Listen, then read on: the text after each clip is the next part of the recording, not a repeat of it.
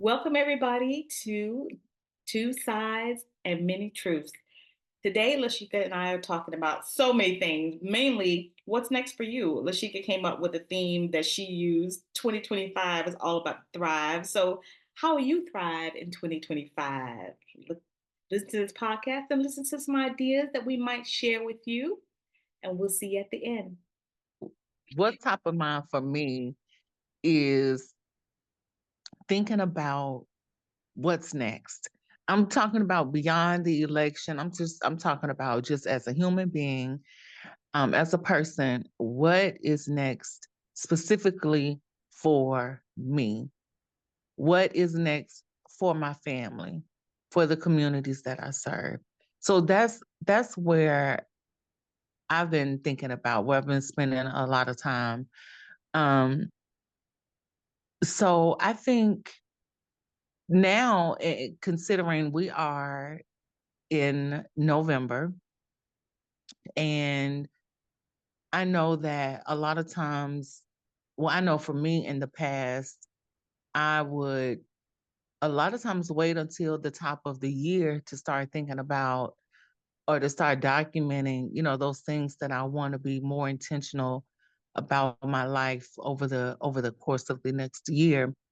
But I have found over the past few years that when I take time and focus my attention and my energy on what it is that I want to create in the next year, in the upcoming months, I feel like I have a bit more synergy, a bit more energy, a bit more clarity. Um, and so that's what I've been spending some time doing. And I'm gonna be doing this probably on up until like February or March. But I just I love being able to think ahead. And I know that some people may say, "Oh, I'm not for New Year's resolutions," and I'm talking so beyond that. So put New Year's resolutions, put that to the side. That's fine. Um, but what are you working on for 2025? And I like to think about different themes as I just focus on my life. And the theme that I have been holding on to ever since like July of this year for 2025 is 2025 is all about the thrive. Ooh, I like that. I like that.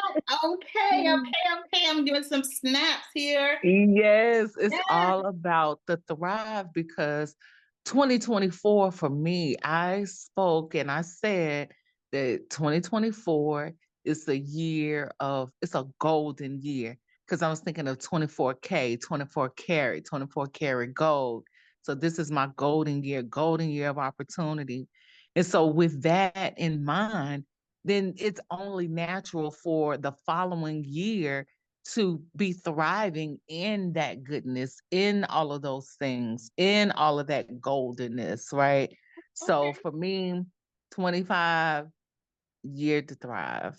Okay. Okay. So now I want to go back. Now I want to go back. Uh-oh, go back. Okay. The 24 was your golden years. What things did you manifest in 2024? Oh, wow. Wow, wow, Hmm. wow, wow, wow. Wow. So I manifested a lot of things this year. What's top of mind for me though is a home. I Yeah. manifested a home.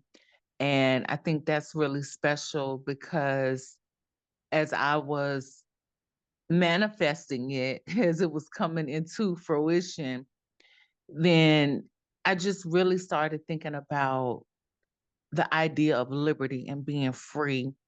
And what's funny is in that whole process, none of this was set up. Well, none of this was set up by me. I had nothing. Well, I'm going to say I didn't have anything to do with it, but not physically, tangibly, I did not.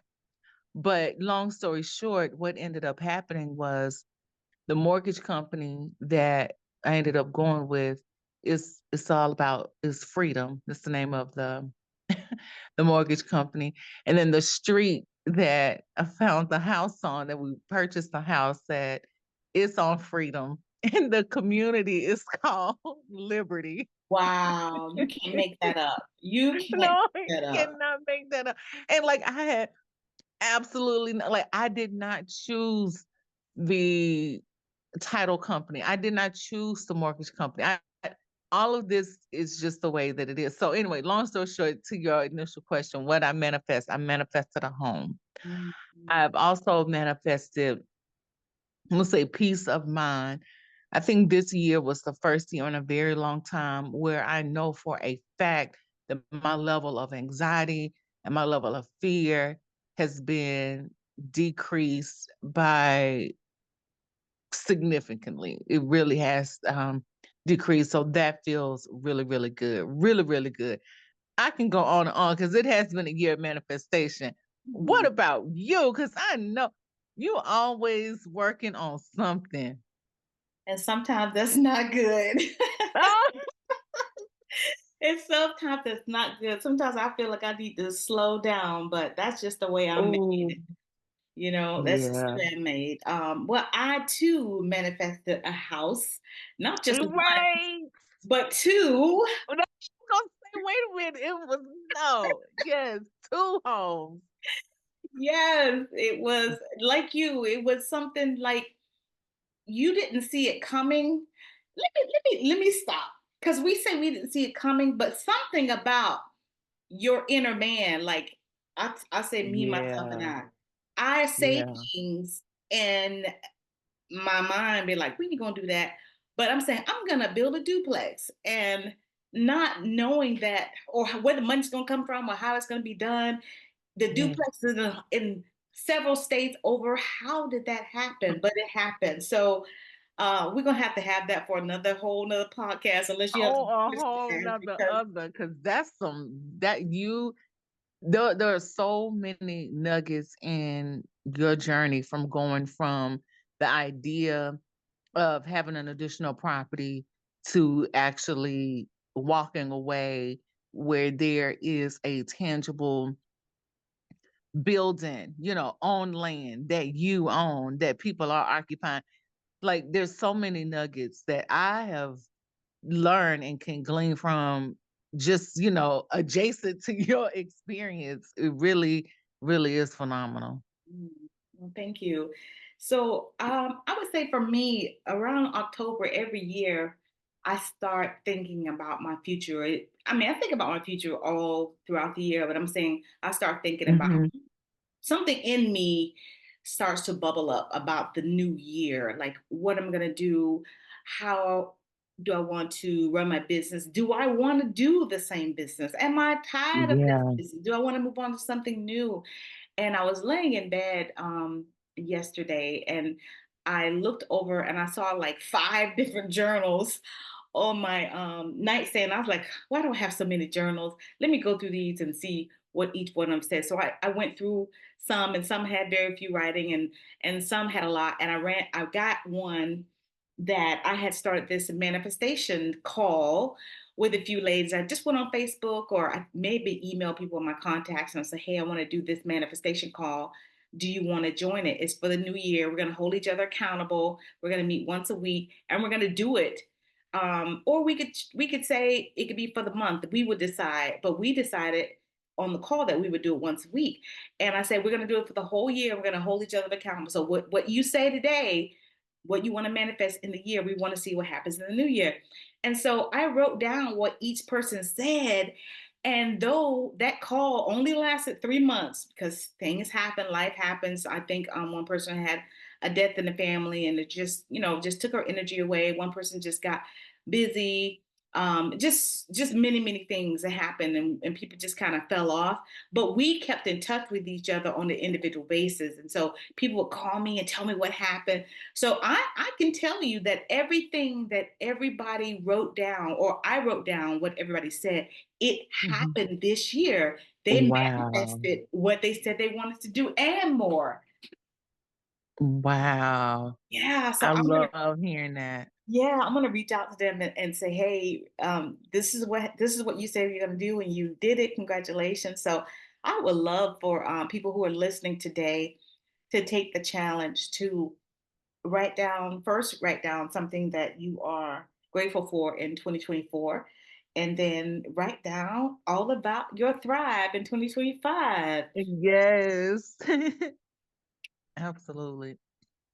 So I I think love it can take you on a Oh, go ahead. What were no, you saying, I Aretha? was gonna say I love what you said that you were really thinking about what's next for your Mhm. family, and then the community that you serve. I think that's very powerful. So Mhm. that was when you said that, I started writing things down. And Yeah. the communities you serve, do you mean on your business side, or just you, whether you're doing something as community service? I think it's open to all. Okay, good. Yeah, because I think that whatever speaks to you when you hear community, because maybe somebody is thinking about a nonprofit that they volunteer for, or someone else may be thinking about the physical community in which they reside. Like all of that falls under that. Like whatever's top of mind, I say go with that. Hmm. And so I'm going to say for me, the community that I Mhm. serve is in my business model. I serve a Mm. community of Mhm. people who are business owners, for profit, but mostly nonprofit. And I have been thinking about, honestly, do I want to continue doing that part of my business? I've been doing it Yeah. so long, over 20 years, and I Oh, really, yeah, I know. Um, that's so wild. I'm in the same situation because I think for the past really all year, if I'm being honest, really all year, I have been contemplating the business that I have that's all around technology. And it's not that I'm no longer interested in technology. I am. I'm very much interested in technology, probably now more than ever.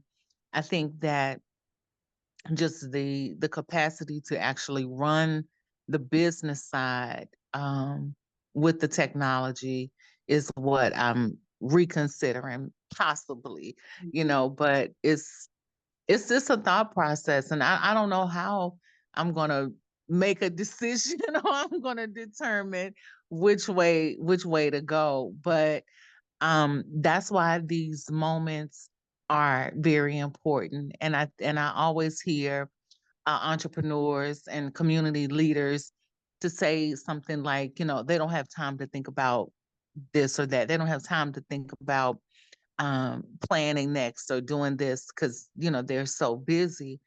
But I think that we can take a page out of a lot of busy folks across the world and across many sectors. And one of the common thread that they all say that they do is that they do dedicate time for reflection and for visioning.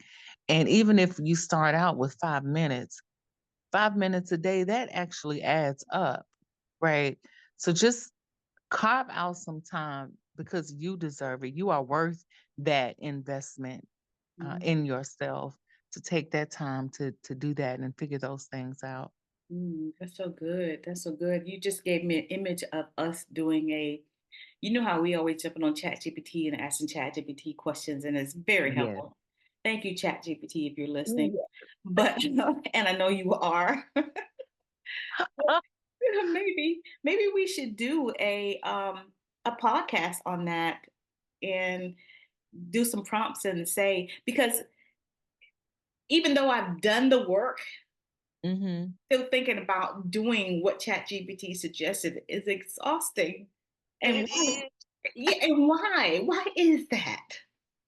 But so it's funny. This is so funny. And I'm a sucker for a good rabbit hole. I can totally go Yes. down. Oh my God. But I think though, so all of that with the technology and communicating with generative AI tools like ChatGPT, and there are others. I think that I think there has to be it has to be patience, right, on the person's end who's actually using these various tools. Because when I have found that when generative AI models like ChatGPT generates a response for me, if I follow up and say, make this make this into a simple plan that I can accomplish over the next year. Mm, Like it will then generate a plan for you to do that. very So good. yeah, I'm definitely I'm on board for us to do a episode where we are utilizing technology to help with our goals and visioning. I think that's really cool because we're using technology all the time, All the time, all right? the time, Just be all the more time. intentional about it. Mhm, mhm. I should have I should have put a time step on it, but there were so many nuggets in this. And when you were talking about ChatGPT, I said, I'm gonna start asking ChatGPT. Oh no, no, I'm not gonna ask ChatGPT. I'm gonna do what I always tell people to do. Focus on what you actually can do. So ChatGPT may give you the years view, the whole bird's eye view, but then narrow it down on what you can do without the money, what you can do with a little money, or what you can do with a lot of money, and focus on those things and break it down like that. I don't know why that just came to my mind, but it just Oh, did. that's good. That's really, really good. And also for those people who say, well, they can't do something yet because they don't have a team. Yeah. To Aretha's point, like focus on what you can do, what you know that you have the capacity for, and focus on that. Now Mm. that's really good. Yeah, I'm ready for this episode. What Well, we gonna call it? Like vision planning, you know what? thriving Why in not? 2005. Yeah. Why not? And you know what the beautiful thing about this, for those of you listening, we Sheikah and I have been using ChatGPT for a while. So our chat knows us. Like if I go in and say, hey, based on what you know about me, what do you think would be a good business for me to start if it was new? It would come up with something.